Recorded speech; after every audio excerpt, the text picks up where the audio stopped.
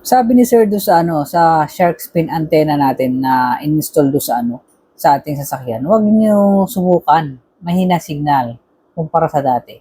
Ah, yun. Yung sa akin naman kasi sir, nung in-install ko siya, so kapares lang naman nung nung stock. Nakakakuha naman siya ng signal or ng station sa FM, AM, yun. So, nagdedepende na rin lang siguro sir sa sa area. Kung talagang mahina ang sagap, gano'n. Lalong-lalo na sa probinsya kasi dati nung umuwi ako is naka-stock na antena pa ako. Talagang may area na mahina. Hindi siya makakuha ng station ng FM, gano'n. Okay? So, tapos nung isa pang uwi ko is nagpalit na ako ng shark fin antenna. Same lang naman siya. Pagka may yung sa area na mahina signal, ganun din.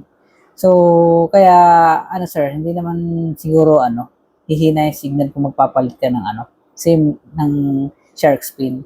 So, same lang sila nung stock. Yun nga lang kasi ang purpose ko lang kaya ako nagpalit ng shark fin kasi nga 'di ba yung stock na antenna is pahaba. Eh pag maglalagay ka ng car cover is parang baka mabali gano'n. Kaya pinalitan ko. Tsaka mas maporma 'di ba yung shark fin antenna. Okay? Ayun sir. Okay, thank you po sa comment sir.